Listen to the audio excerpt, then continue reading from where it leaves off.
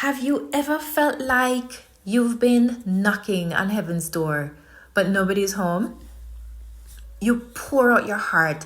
You beg God to step in, to fix it, to show up in some unmistakable way.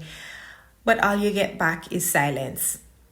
It can really shake you to your core, right?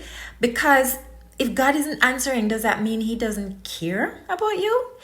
If you're seeking Him, but you're not finding Him, does it mean that you're not worth His time? Does it mean you're somehow disqualified from His love and attention? Well, if you've ever felt that pain, let's talk about it.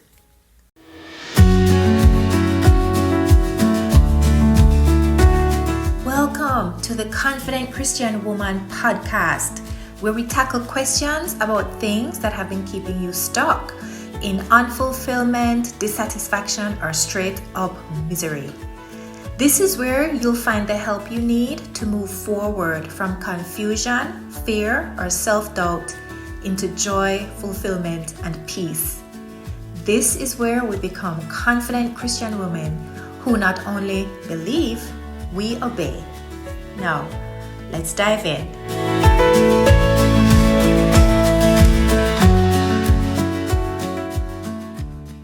Our question today is, what if I feel like I'm trying to talk to God, but He's not answering? Here's the truth. God's silence doesn't mean God's absence from your life. But if we don't know how to interpret what seems like a silent season, then we'll let our feelings run amok and tell us lies about who God is and who we are to Him. So let's talk about what God's apparent silence can mean and how you can respond to it in a way that draws you closer to Him instead of driving a wedge between you and Him or driving you into despair. Let's start with a personal story. I spent years pleading with God to help me. And I mean years. I needed God to solve my problems. Like, I tried to solve them and I couldn't. So I needed Him to solve them. And I was profoundly unhappy, right? And I just could not solve the problem of my unhappiness. So I needed Him to bring happiness into my life again. And for years, He seemed silent. Well, the truth is that's not completely fair. He did answer a few small prayers here and there. But the big, desperate, screaming, crying, shouting prayers, I didn't get a thing. not a whisper. I didn't get anything. And the longer that went on, it was the more that I started to wonder if maybe what I was praying about wasn't important to God, right?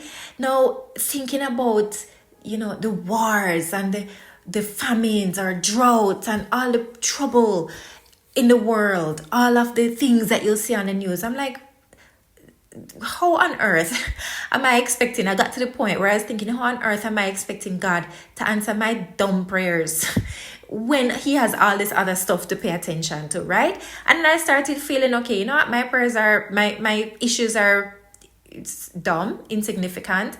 And maybe I'm also insignificant in the scheme of things, insignificant to God in the scheme of things, because all these other really actually important things He has to deal with, right? And isn't that the thing about God's silence? It doesn't just feel empty. It feels personal. And when your feelings are running the show, you can be sure that they will convince you of all kinds of lies, like that God doesn't love you, that you're unworthy, that He's abandoned you. Oh gosh, I felt all of that. I believed all of those lies. But here's what I wish I had realized sooner. The silence that I was experiencing was not at all about God. It was completely about me. Because as it turned out, I had put God on mute. The whole time he was on mute because I had put him on mute.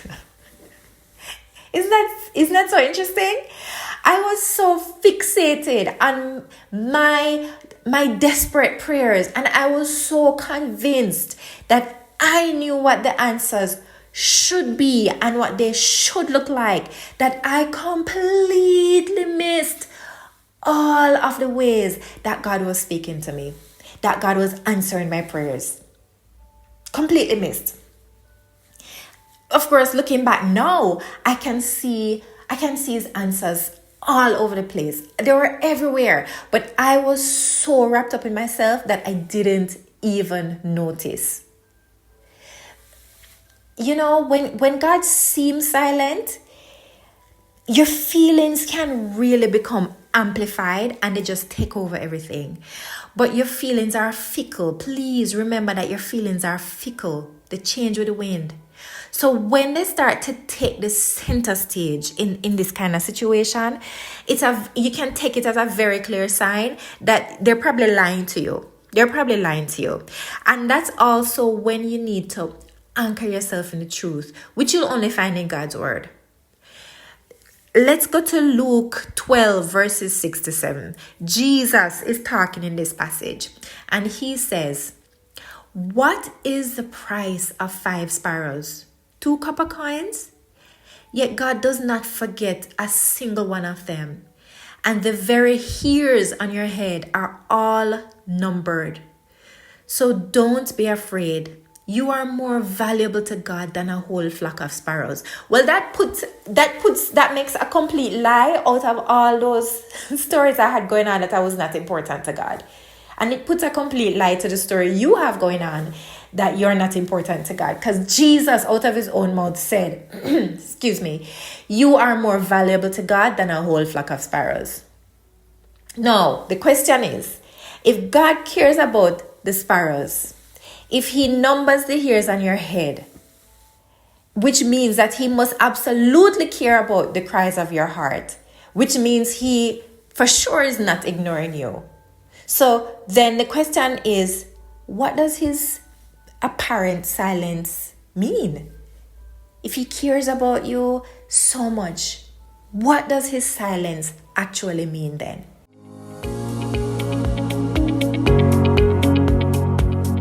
Quick pause. If today's episode is hitting home, I have something for you that you'll love. It's called the Clarity Roadmap, and it's a free guide that's designed to give you a quick jump start out of feeling stuck. Remember, you don't have to have all the answers. You only need your one next step. And this free roadmap is a great place to start. You can grab it for free right now at the link in the show notes. Okay, back to today's episode. I suggest that we take our question, what if I feel like I'm trying to talk to God but he's not answering? Let's take that question and reframe it around 4 issues that you may need to consider when it comes to what feels like God's silence, right? So first, let's talk about timing. Most of us Christians have swallowed a lie that once you ask God for something, he's supposed to answer you like quick and fast. You're not supposed to have to wait for his solution with no end in sight. Because fervent prayers are supposed to avail much, right? And avail it quickly. We have completely swallowed that line. Hook, line, and sinker, we have swallowed that lie. But as it turns out, God does not work on anybody's timetable except his. I know it's a really difficult pill to choke down. It's really hard to choke that one down, but no amount of reasoning or negotiation or begging will change that very basic and foundational truth. In the first place, please consider that there is no reasoning higher than God's.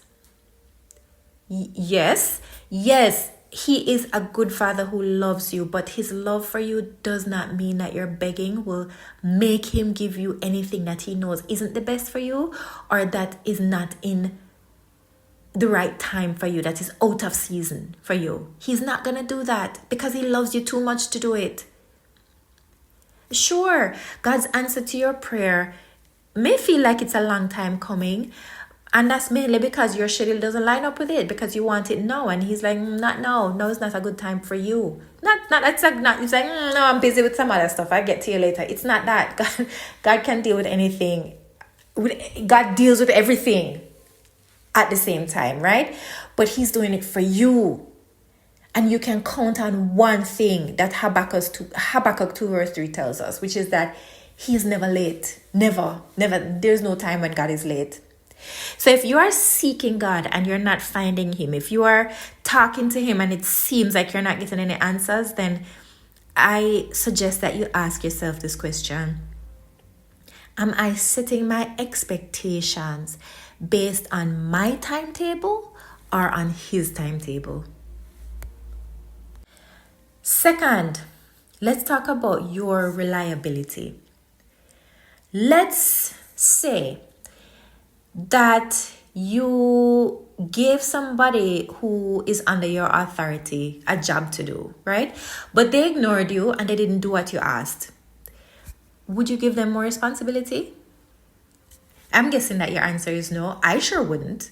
Because they would have shown themselves to be untrustworthy with what they already have. You gave them this to do. You gave them this thing at this responsibility level to do, and they didn't. Why would you give them more responsibility? I said that to say this. You might be doing your daily Bible study, your prayer time, and you may feel like this is all that God requires of you. It's like, yeah, I'm doing what I'm supposed to be doing, right? But if God has been prompting you to do something or to stop doing something, and you know what I'm talking about, if he has been prompting you in that direction and you have been ignoring you have been ignoring him, what on earth makes you think that he should skip over your disobedience and grant your latest wishes? Why on earth should he trust you with more when he can't yet trust you with a little? Why would he give you more when you haven't shown yourself to be trustworthy with a little? So if you are seeking God and you're not finding him, and if you're talking to him and it feels like you're not getting answers, then ask yourself this question. Have I shown myself to be a reliable and obedient servant to him? Third, let's talk about your priorities. God is jealous. He tells us that plainly. He says it himself. And that's an uncomfortable truth that Christians sometimes struggle to accept, which is because we've associated jealousy with pettiness and manipulation, and sometimes even with emotional instability.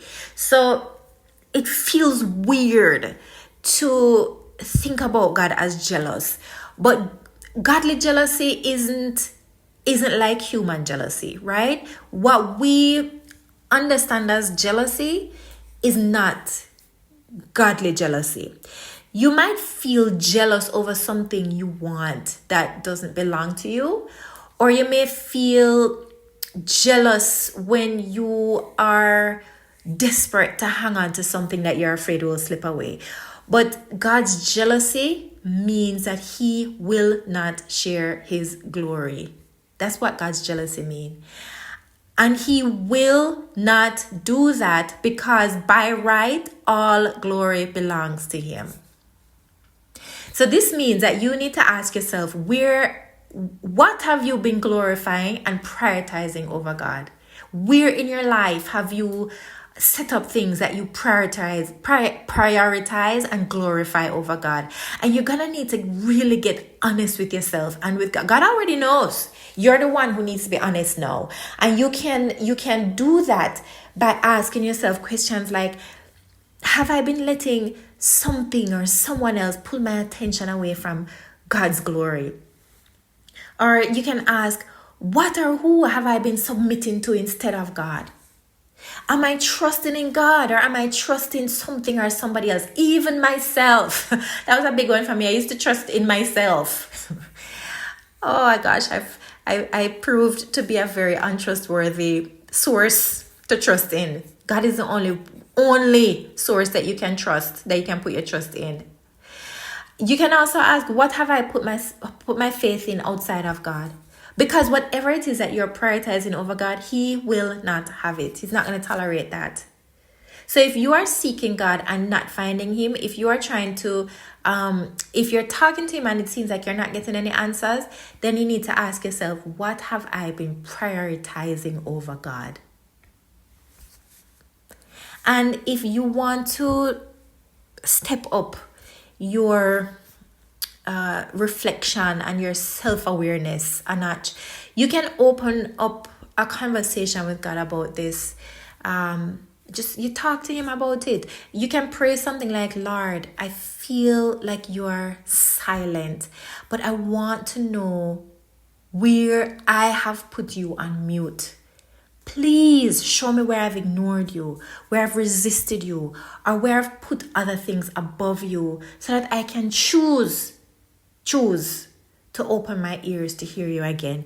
And then just be sure to just open your eyes and your ears and start noticing as He shows you, because God will answer that prayer. He will start to show you, just like He answers all of your prayers, but you sometimes don't notice.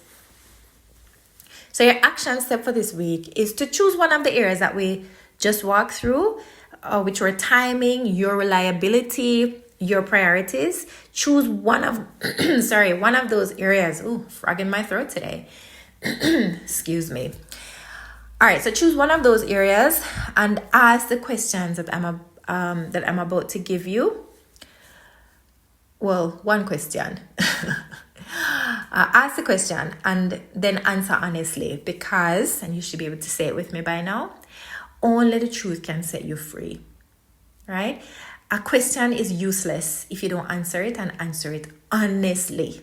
So ask, which of these 3 areas, timing, your responsibility, your reliability, or your priorities, which of these might explain why God feels silent right now for me?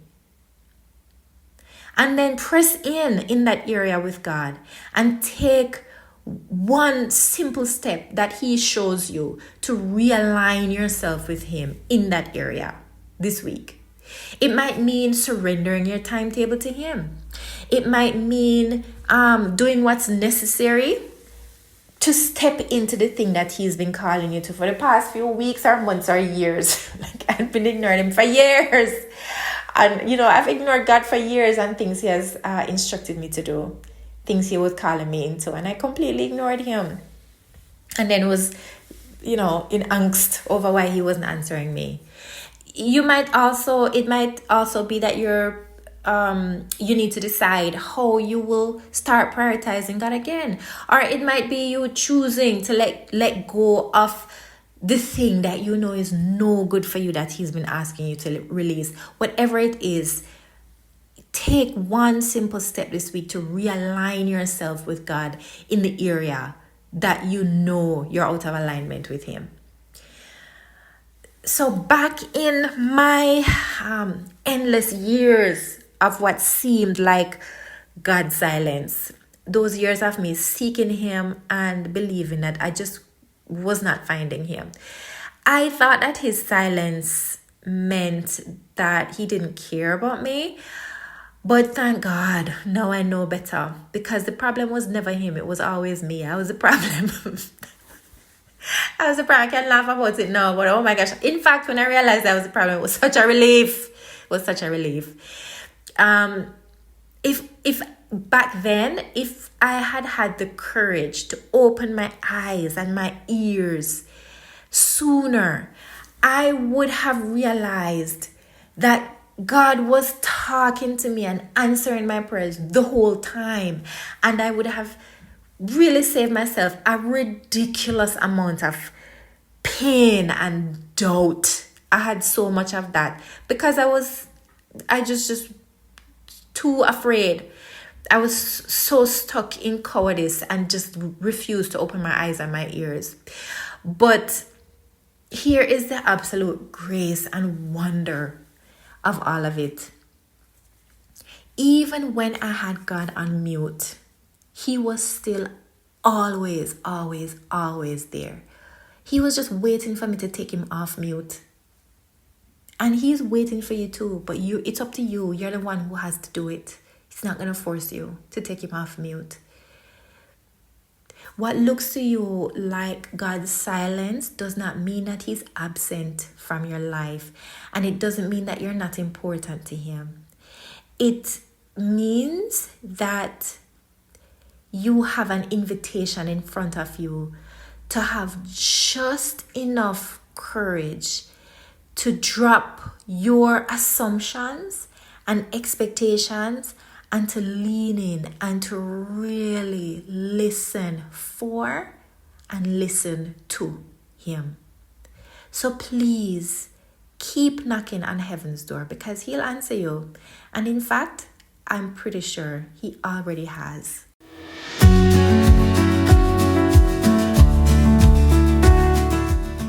Thanks for spending time with me today. And hey, if you were listening along and thinking, I don't want to miss this kind of encouragement and inspiration every week, then now's the time to hit follow so you never miss an episode.